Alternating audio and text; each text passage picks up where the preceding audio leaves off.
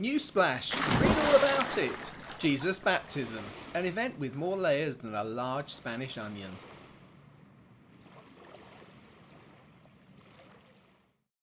Good and hello, and welcome back. This is Living the Life, the ministry years, and this is session 1.03, the baptism of Jesus.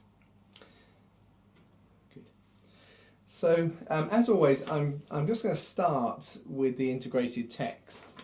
The baptism of Jesus is actually an event that, it's recorded explicitly in the three synoptic gospels, and John's gospel refers back to it, so we know about it. It's in that sense it appears in all four gospels. It just doesn't appear in John, but it's talked about retrospectively. So we'll be looking at that testimony in a couple of weeks' time. But for today, then, let's just read the integrated text, which draws on Matthew, Mark, and Luke again.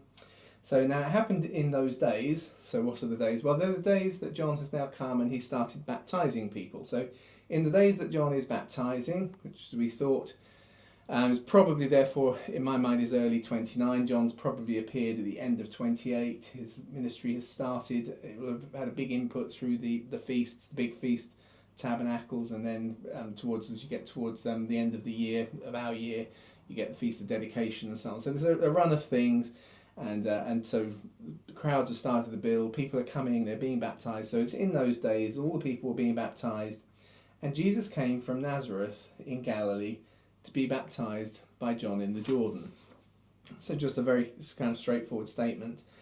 But in this context, then we then kind of read mainly from Matthew's Gospel. So but John strongly resisted him, saying, "I've got need to be baptized by you, and yet you're coming to me." And Jesus replied to him and said, "Let it be this way. It's appropriate to fulfill all righteousness." So then that's John, let Jesus do it. So John allows Jesus to be baptized. And it's a kind of an interesting little kind of, because if we stop and we think, why is Matthew bothered to record this little bit of tension? Actually, I shouldn't be baptizing you. And as I've touched on before, we don't know how long Jesus is down there, how much of a relationship he has with John. We can assume he has some because of the developing context, the very deep grief that Jesus experiences over the loss of John when John's executed, and so on and so forth. So we know that there's some level of relationship, but how long Jesus has been down and in the orbit of what John is doing baptism-wise before he then says, "I want to get baptized. I want you to recognise the fruit of righteousness in me." And which case John is kind of, actually, I shouldn't be doing this to you. So there is a kind of implicitly in John a kind of a sense of I'm able to clean you because I myself am clean, but actually I recognise in you that I can't really do this for you. He's not necessarily saying that it's not something Jesus should do at all, but who am I to do it for you? And it kind of pulls in quite nicely a little bit more of the prophetic context for John. So I've kind of printed them out so they're nice and easy and quick to hand. But if you go back to Malachi, as we saw, Malachi, which means my messenger, and Isaiah has prophesied my messenger, but Malachi is, if you like, he's the last prophet of the Old Testament. He stands there, but he's not actually the messenger they're waiting for, because my messenger, in the context of being Malachi, actually talks about the my messenger that Isaiah talked about, who's still to come. And Malachi 3 starts like this. So he says, "Behold, I send my messenger." So Malachi is still anticipating another person, another my messenger. And he's going to prepare the way before me. We've done this in the last few weeks. And the Lord whom you seek. Okay, so the Lord, God now, whom you're seeking, will suddenly come to his temple. So, of course, if you know the flow of John's gospel, you'll start to recognise straight away that actually Jesus is going to, in terms of a public announcement, he's going to publicly announce himself at the first Passover, where he turns over the money tables. He comes suddenly into his temple. He's suddenly there out of the blue. Nobody knew where he was coming from. So he comes suddenly. The Lord whom you're seeking is going to come suddenly to his people. So there is a messenger and there is the Lord coming himself. And the messenger of the covenant, so that would in this case be John, because John is the messenger.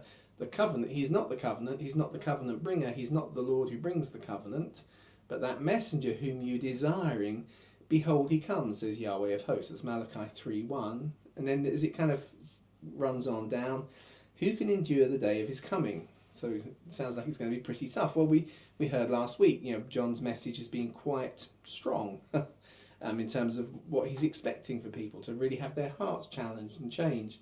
And when he, which is the messenger, appears, he's going to be like a refiner's fire. Well, John has said, hasn't he, of the one who's coming after him. So he's the messenger of the covenant, but the one who's coming, he's going to refine us with fire and so on. But here, this is saying actually his message is like that still. It's like a launderer's soap, and he'll act like a refiner, a purifier of silver. And here, very specifically, he'll cleanse the Levites. Okay, so the Levites who are the priestly caste, and now John, of course, John the Baptist, is a Levite. So there is a sense in which how are the Levites being cleansed? And he will refine them like gold and silver, and then they will offer to Yahweh a proper offering. And if you think about this in the whole context of the life and ministry of Jesus, Jesus is eventually going to be offered at Passover time as a sacrifice. And he is going to be executed by the high priests who are part of the Levitical class. And here it's talking about them being refined, which is a strange word, but remember the Sadducees and the Pharisees have come out to John. We heard that last week. So they've been coming out to John, they've been hearing the message, but they're not being baptized, but something is still prompting and reacting in them. Now, hear what I'm saying. I'm not saying, therefore, that the priests were refined in a moral sense, but something in them was provoked. And it's really interesting that at the end of Jesus' ministry, where the crucifixion now comes to the fulfillment, the arguments about their reaction to John the Baptist are still going on. So there is something in John's ministry that has provoked and caused the Pharisees and the Sadducees, and in particular within both of those, more so in the Sadducees, they run the priesthood. And in the context of being both priests and Pharisees or Sadducees, and therefore sons of Levi, part of the Levites, there is something that in them that has been affected by John's ministry in such a way that something about the priesthood will come together in a way that will offer a pure sacrifice. And it's not a question of saying, well, Caiaphas as the high priest was a pure Levite and he offered a pure sacrifice, but it causes him to offer the sacrifice which itself is pure. Because that's always been the way, isn't it? The problem, the tension is, the priests were never pure, but they offered sacrifices to make themselves pure, if you see what I mean. And so there's something about the ministry of John which has drawn them out in the first place, it challenged their hearts, actually probably causes some of the tension and the debate in when Jesus is finally crucified. Not everybody on the Sanhedrin is totally for executing him. We'll cover that at some point when we get there. But something has been affected in them. But equally, John himself is a representative of them. And in baptism, John actually, in one sense, participates prophetically in the offering of Jesus.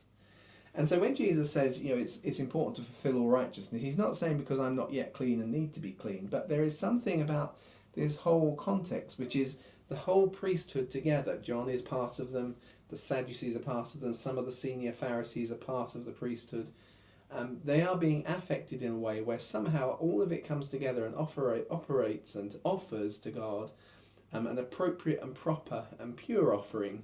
And it's always been the case that the priests have never been 100% pure, because part of the reason they're offering an offering is to kind of achieve something, to actually to absolve sins and to wipe away and clean up the mess that they're in. And so all of that kind of context is tied up in those little tiny handful of words. This is appropriate to fulfill all righteousness. We're going to do this the proper way. I'm going to be offered as an appropriate and effective sin offering. Because God has said right the way through the Bible, offerings and sacrifices, I've never really been interested in them. I know I gave them to you, Book of Leviticus, but that's not really what it's about. Because there's something in the sacrifice, and it's the nature of the sacrifice, and it is the fact, of course, that it is God who is himself letting something in him die in order to maintain and forgive and show grace into that broken relationship he has with mankind. So anyway, that's a kind of very long-winded we're trying to get across this the kind of the tension in those kind of simple words. So it's appropriate to fulfill all righteousness. I think in my little notes that I printed out for I put some stuff down as to the things I wanted to make sure I covered. So let me just pull that one off. Oh yes, it's kind of it is interesting still to kind of remember. We touched on this in the last few weeks. It's probably here Jesus is with John at Bethabara, and to be fair, we don't know if John has moved into various locations. It's just the only one that we know of until we know later he's up at Aenon. But if it is at Bethabara, then it's kind of interesting again that Jesus is presenting himself for baptism there, because here is traditionally the place where Joshua crosses the Dead Sea. I say traditionally, the Bible is quite explicit, not the Dead Sea. This is the place where Joshua crosses the Jordan. And as they cross the Jordan, what's really interesting, of course, is so he goes in one side, comes out the other side. Waters have been held back, and they go through. But they're told to pick up 12 stones as they go through, which become a kind of the symbolic of the elders of the people. So each tribe picks up a stone, and they build them together. They become the stones that were taken up out of the Jordan. And there's a kind of a nice sort of prophetic, symbolic thing that goes on, because we're told that the disciples met Jesus under the ministry of John the Baptist, i.e. probably in this location. And for some people, I think, you're stretching it a bit too much. I'm just being literal with what the Bible says. That when they appoint a replacement for Judas, they said they needed to be the criteria. They need to have been with us from the beginning, from the days of John the Baptist. And we know, of course, in John's Gospel about Jesus meeting some of them there, and I therefore assume, taking that verse in Acts as being true, that actually Jesus in some way has connected with all of them, that they've all been people who have come down to John. And it's in this context and in this location where Joshua, which of course is Jesus' namesake, and Jesus' name is the modern version. I say modern, it's the first century equivalent of Yehoshua. So Yeshua is what Yehoshua has become. So Joshua, who forded the Jordan just there, crossed the Jordan just there, took up 12 stones.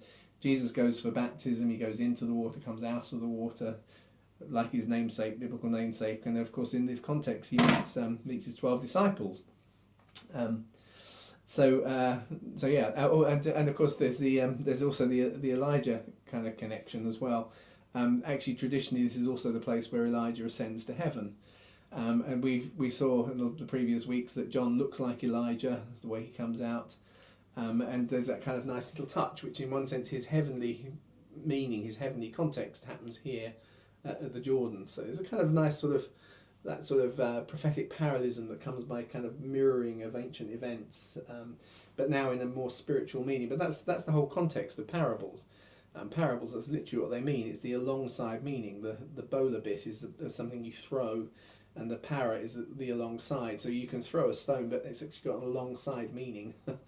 And so there's that kind of interesting sense in which we can see events in the Old Testament with Elijah. This is where he ascends to heaven. This is where he really connects with heaven. Here, as John is going to baptize Jesus, heaven is going to connect with him. He's come in the spirit of Elijah in the same location, same rough location. He's modelling now in terms of purpose what that event perhaps was pointing at. And similarly, Jesus crossing the Jordan, taking up 12 stones, 12 disciples, one of whom he actually calls the Rock, Peter the Rock. You see it all going on. But anyway, you need to kind of get on with the text. So let's read on. So then, and immediately, having been baptized, Jesus rose, and coming up from the water, praying, and get this. I've used the phrase "get this." You'll see in most translations put "behold." The Greek word really does imply kind of a busting in. It's kind of whoa. So I use various ways to kind of make it feel a little bit more alive. So Jesus coming up out of the water and praying, and get this, he saw the heavens parting. So as Jesus comes up, that he goes through some spiritual experiences on a personal level. Heaven was opened, and he saw the Spirit of God descending in a physical form. We get the word physical from Luke's Gospel. We don't get it from Matthew or Mark. But it's obviously supposed to be there. But it's just interesting that Luke perhaps is writing at a point where people have been reading Matthew. So I'm saying, was it spiritual or was it real? And so he's made sure he's researched and found out for those who saw it, it really was physical. We get confirmation of that in John's Gospel as well, because John tells us that that he saw it. So I saw it. So a dove comes down, but those seeing it, those understanding it, Jesus understanding it in the context of what he's seeing, and the dove rests on him. And then notice this as well. A voice came out of heaven saying, "You are my son, the beloved, in whom I'm well pleased." And that phrase is so heavy with meaning, and it's one of those things we could take each little part of it and break it up and kind of address it, and there would be an enormous amount that it has to say to us. But we'll take each bit one at a time here, and we'll kind of capture some of the backdrop. But it's got 3 clauses to it. It starts with my son. I've got some bits here that I didn't bother saying, but I'm going to leave them out because we'll probably take up too much time anyway. It starts with my son. My son is a messianic title. It's already recognised by the rabbis as a messianic title because it comes from Psalm 2. In Psalm 2, it is about the anointing. It's about the setting into place of God's anointed. So it's about the Messiah. It's a messianic psalm. And in that context, it says, "I will tell of the decree. You are my son." There's the phrase. And so they recognised this, that there would be a decree which used the title "my son" for the Messiah. And here it is. As Jesus comes up out of the water, there is a public decree being made over him. And it's kind of interesting. I say kind of interesting. I think these things are very fascinating. It's because what Jesus is going through in his baptism, as he comes up out of the water, there's this declaration over him. He is actually modelling a ceremony which you find across the ancient world. It happens slightly differently in different cultures, but fundamentally the core bits are the same, which is the kind of a sun placement ceremony. Sun placement is, you see, with no DNA test or whatever, a child is taken on faith as being the father's son to some degree. Hopefully they look like the father and they are the father's kid. But actually, to be a son is not necessarily to be an heir. To be a child is not to be an heir. That is something that happens as a kind of a public acknowledgement. So a father will take the son that he's now going to recognise as an heir. He takes him to a public place. So here we have a public space. It's a public fording point. It's the house of the ferry, Bethabara. It's a point where people can get across. They can either wade across or take a little bit higher up. They can take the boat across. So it's a very public space. Loads of pilgrims going through. As we said, that's why John has chosen it. And so you take your son to a public space and then you declare for everyone to hear. And people don't necessarily stop to listen, which is probably what's happening when people are getting baptised. People might occasionally stop and watch, but there'll be a lot of people just passing through. But that's fine. It's the way it goes. You stand on a public space. If you're a Roman, it happened in Rome, you go to the steps of the Senate, for instance. And there you kind of declare out for anyone to hear, "This is my son." Okay, so here it is. I tell of the decree. He is my son. So Jesus is going through a son placement ceremony, effectively, which means that the Father is acknowledging him. It's not that the Father didn't acknowledge him privately, but he's publicly acknowledging his sonship and that he is an heir, and therefore this young man now can speak with my authority.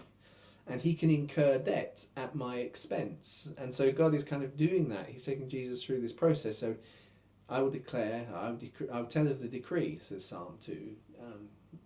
This is my son. You are my son. So he says it to Jesus. And then it says, the beloved. And most of our English translation just say beloved. So this is my beloved son, we even make it. But actually the word the is there. So I've left that in there. This is my son, the beloved, because that's actually a title too. In whom I am well pleased, and that's a quote about the suffering servant. So I'm going to do these all properly in a second, but you see there are these 3 things. So my son, which is the Messiah from Psalm 2, the beloved, which we're going to see, it stands for several different things in the Old Testament, but very clearly gets picked up by Jesus and means something going forwards.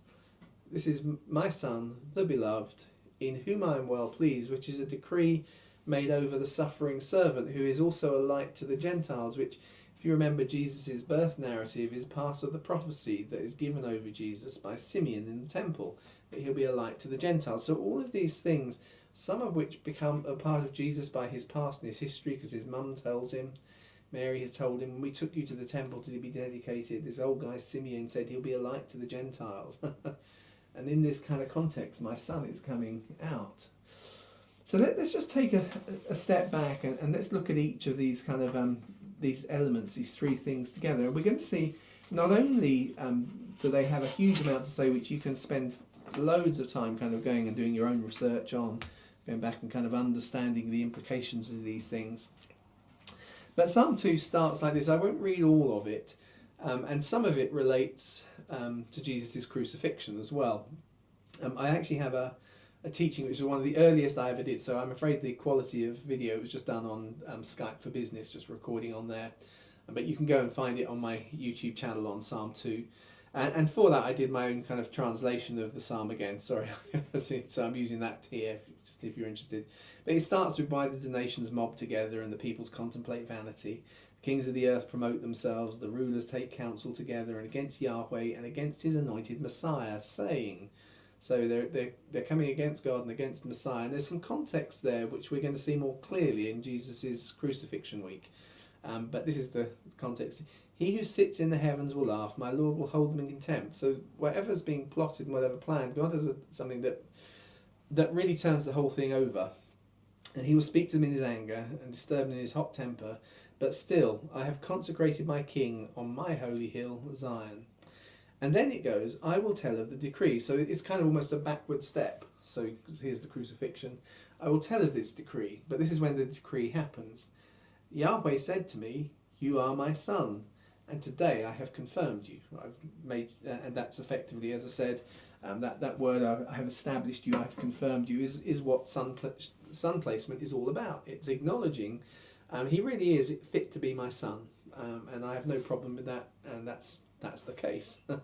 And so that gives Psalm 2 some background. Now, there's more I could say from the second half of Psalm 2, but I'm going to leave that till next week, because we're going to see it comes out in the temptations, because we'll see all of the temptations are deeply rooted actually in the baptism event. There are all sorts of imagery and so on that actually stand behind some of the words that are exchanged in the temptations of Jesus.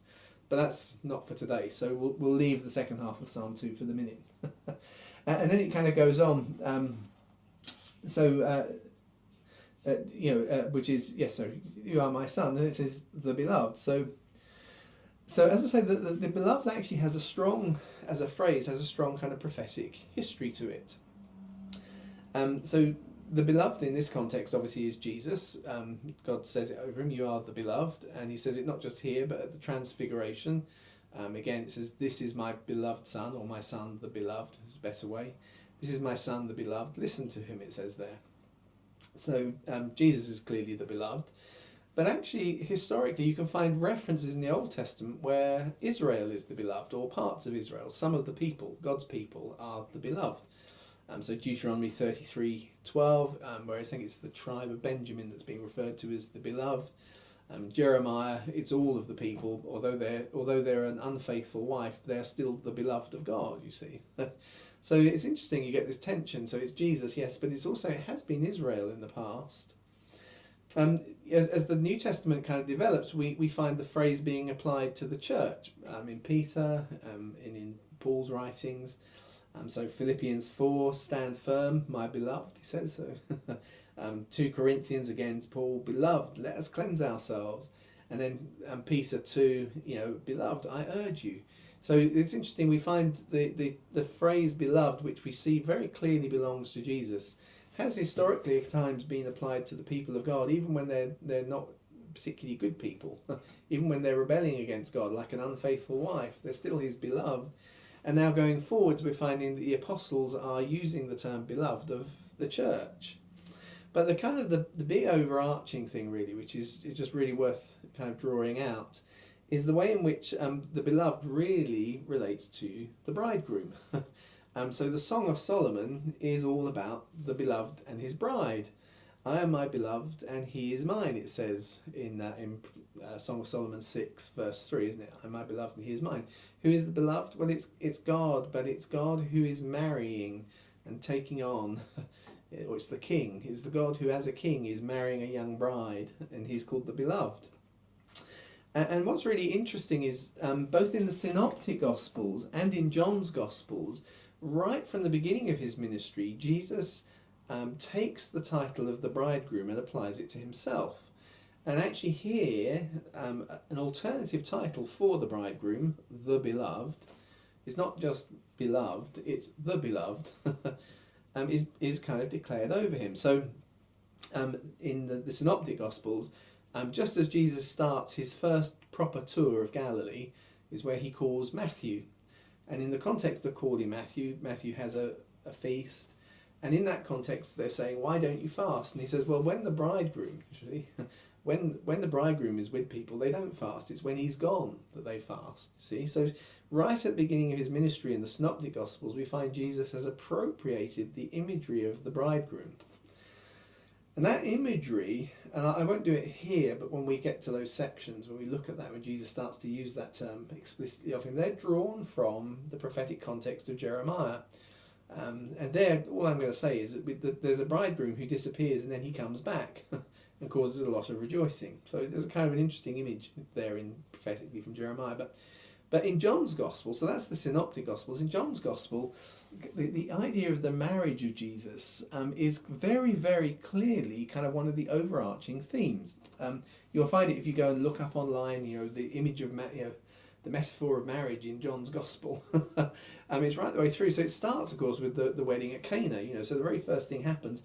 And in the context of this wedding, which is kind of the first public miracle that Jesus does, Mary comes and says, do this, and he says, well, it's not my hour. So actually there is something about what's going on with the miracle that Jesus is being asked to do by his mum, which is the turning of the water into the wine, which in some way is connected with at this hour, because Jesus' hour, which he refers to it as such, is of course the crucifixion. That's what he's come for. And so there is something about the wedding feast which I think John is wanting us to prophetically understand as being tied up with the culmination of Jesus' ministry, with the crucifixion and resurrection. I've already touched on, and the fact that the bridegroom in Jeremiah disappears and then comes back, for instance. But then we move on from the wedding at Canaan, and I've just got to go the order. Yes, that's right. So that's chapter 2, isn't it? So John chapter 2, and John chapter 3, was it John?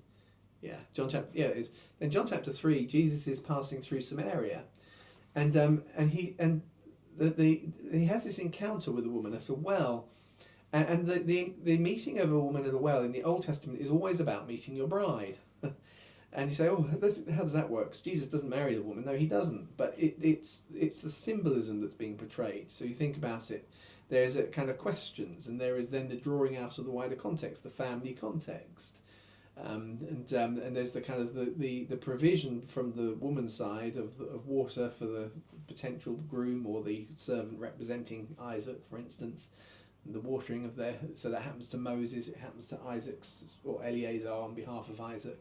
So this kind of motif, which you see kind of then played out in chapter 3, and then you get to chapter 4 of John, and in chapter 4 of John, John the Baptist is kind of testifying to Jesus for the last time before he gets arrested, and there he says, that the bridegroom is the bridegroom because he has the bride, but the friend of the bridegroom can rejoice to see how happy he's doing.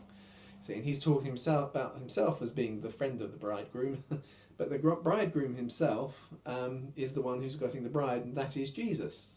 And that's interesting because here at the baptism, John expresses that he saw and understood what Jesus went through. So maybe he's had some discussion, understands the context.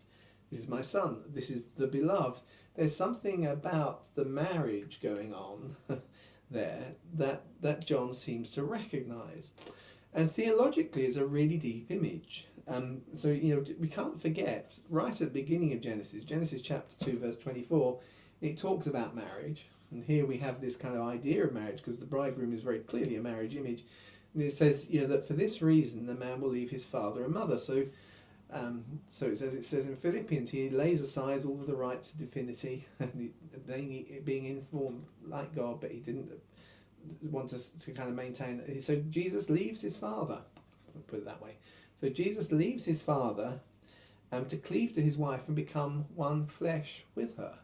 There is an identification going on in God with the Son, who becomes the bridegroom, who so identifies he becomes one with his creation. The two become one. And so there's something, as I say, very deeply theological going on in this whole mix. And which is probably why that thing which starts at the wedding of Cana, my hour, and the crucifixion, my hour, because they are all part of this process. Now, that seems like a long process over several years. You've got to remember an Eastern wedding takes place over a week or so. You know, they are a long period. So there's a day one, and there's also a day, however many, 7, maybe it's a week. You know, that actually a wedding is a long process. In many ways, the way I sometimes kind of draw it out, you find at Jesus' birth that there's gold, frankincense and myrrh are presented. The only other time we find that combination is the arrival of the bridegroom in the Song of Solomon. That actually there is part of this process that theologically is going on that starts with the incarnation as God takes on our nature, but it starts with the resurrection and the pouring out of the Spirit as we become partakers of his divine nature. That's the way the Bible kind of paints that broader picture. So I don't want to get too into the theology because I want to stick with the text in this in this process as we're working through. But you see, Beloved has a lot of depth to it too. And then we finish with those words which are quoted from Isaiah, in whom I am well pleased, because although it doesn't sound like it, it's actually a quote from Isaiah 42. If I read from my Bible what it says in Isaiah 42, it says, behold my servant in whom I uphold, my chosen one in whom my soul delights. So there it says, my soul delights. Matthew, Mark and Luke, he says, in whom I'm well pleased. But that actually is the way the Septuagint translated into Greek that Hebrew phrase, in whom I'm well pleased. So the Septuagint was the Greek version of the Old Testament that was around in Jesus' day. And here's a direct quote from it, from Isaiah. And so in that sense, because the Gospels have come to us in Greek, even Matthew, that was probably written in Hebrew first, has come to us as the Greek, it's using the current Greek translation, but that's the phrase, that's where it comes from. And that gives some context as well to what's going on. So he will bring forth justice. So I put my spirit upon him. Sorry, there we go. This is my chosen one in whom my soul delights. So again, just as we saw, my son is in the context of the anointed Messiah, but here I put my spirit on my servant. And of course that's what happens. The Spirit comes on Jesus, and the declaration, in whom my soul delights.